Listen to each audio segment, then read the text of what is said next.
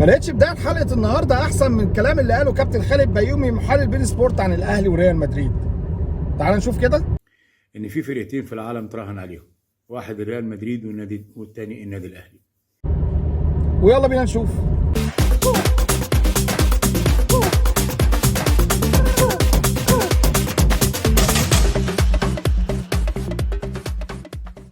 السلام عليكم ورحمه الله وبركاته. رحمه صابر ودي الكوره مع افوكاتو. مبروك الدوري للنادي اللي بيحب الدوري واللي الدوري بيحبه واللي الكوره بتحبه. مفيش كلام كتير قوي عن الفنيات النهارده، لان بصراحه انا شايف ان الموضوع كان ليه علاقه كبيره جدا بالقتاليه والنفسيه والشخصيه او الشخصيه بشكل خاص. يعني ماتش امبارح كان يتحول في الشوط الثاني مش لملعب كوره او ماتش كوره، لا ده كانت حلبة ملاكمه. اتنين ملاكمين اقوياء جدا، والجمهور قاعد بيتفرج ومستني مين اللي هيدي التاني النوك اوت، مين اللي هيضرب التاني بالقاضيه. وقد كان بنزول صاحب القاضيه قفشه، والمره دي يعني هو كان وشه حلو، هو بس يعني اللي هو ايه، هو قفشه وهو صاحب القاضيه، والاهلي ضرب القاضيه بس بايد وسام ابو علي او برجل وسام ابو علي المره دي. خليكم فاكرين كده في ماتش سيراميكا الحلقه بتاعت، تعالى كده نسمع كده انا قلت ايه. بس خلوني احط كده كام عنوان قبل ما ابدا، وهو على سبيل المثال للحصر: عواد بقى ارضه يا اولاد. وان الدوري السنه دي لو خدوا الاهلي هيبقى اسمه دوري ياسر ابراهيم، برنس الرجوله والاداء القوي. يعني بالظبط كده قلت لك ان الدوري السنه دي لو الاهلي خده هيبقى اسمه دوري ياسر ابراهيم، وهو فعلا ده اللي حصل امبارح. الاسيست الخزعبلي بتاع ياسر ابراهيم، والمكان اللي ما كانش حد يتوقع ان يبقى تواجد فيه ياسر ابراهيم، هو ده اللي جاب لك القضيه امبارح. يعني مش عايز اتكلم كتير في الفنيات، لان بصراحه هو كان في سنه مجازفه عاليه جدا ركبها عماد النحاس، فكرتنا بايام خالد الذكر مانويل جوزيه. بصراحه الاهلي امبارح الفرقتين كانوا خايفين من بعض قوي. على فكره الفرقتين كانوا عاملين حساب بعض قوي. يعني الاهلي طول الشوط الاولاني ما كانش عارف يخش ال 18. الجول حتى اللي جه بتاع امام كان شوطه من بره ال 18. فرقه البنك منظمه بشكل متعب ومرهق، لدرجه ان هم كمان وصلوا لمرحله عاليه قوي من الارهاق. بيحاولوا كان بصراحه بيدافعوا باستماته، قفلوا على مفاتيح لعب الاهلي بص بشكل صعب قوي، لحد ما في الاخر الاهلي اتهور. وكمان كابتن طارق مصطفى حب يلعب جيم شبه اللي لعبه مع بيراميدز. استنى لما احنا عملنا التغييرات بتاعتنا وتهورنا، ولان احنا كنا مجبرين ان احنا اللي نهاجم، وابتدى برضو ينزل عمل نفس التغييرات اللي عملها في ماتش بيراميدز عشان يقدر يلعب علينا المرتده.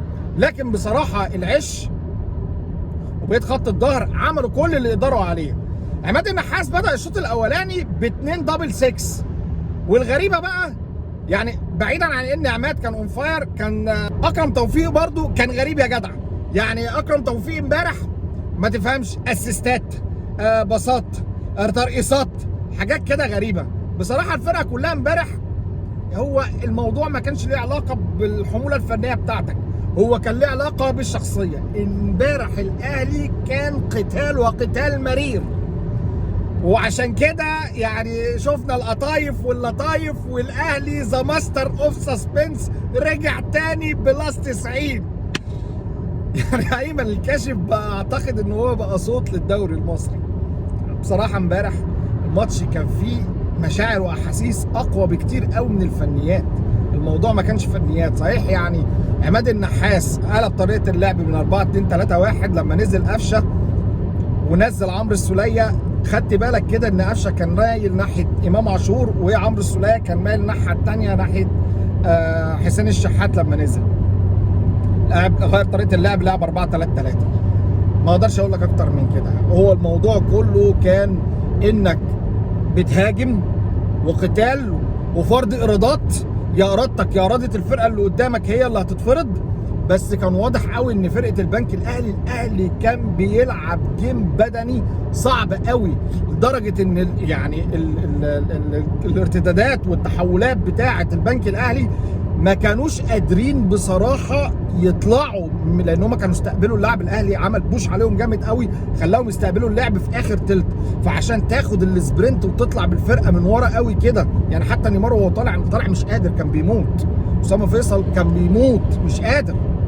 حتى الناس اللي نزلت برضه عشان كانوا بيستقبلوا اللعب، او الاهلي فرض عليهم ان هم يستقبلوا اللعب من اخر تلت. المسافه اللي كانوا بيقطعوها كانت طويله جدا، تحس ان هم بقوا اكزوستد بقى خلاص مش قادرين. قتال مبروك الدوري للاهلي بنسبه 95% 99% زي ما انت عايز تقول، بس هو في الاخر راح للفرقه اللي بيحبها، والفرقه اللي عندها الشخصيه اللي فعلا، يعني اقول لك ايه، انا لحد دلوقتي وانا بصور الحلقه لسه متاثر بالقتاليه اللي كانت في الملعب. انا كان رد فعلي اول ما جه جول وسام، لا قمت اتنططت ولا عملت ولا اي حاجه. انا حاجه واحده بس قلتها، قلت الحمد لله بس. يعني كان غريبه جدا، انا في الوقت دوت قلت الحمد لله. انا كنت مستني، ما هو يا جول فينا يا جول فيهم، بس يا جول فينا يا جول فيهم، واحد فينا هيخلص على الثاني، لان فعلا الملعب تحول الى ساحه قتال، والاقوى والاشرس هيخلص على الثاني، وما انتش عارف بقى هي غداره هتيجي منين. وبالظبط كده هو كانت القضيه من وسام وبس كده يا مؤمن. واقول قولي هذا واستغفر الله لكم.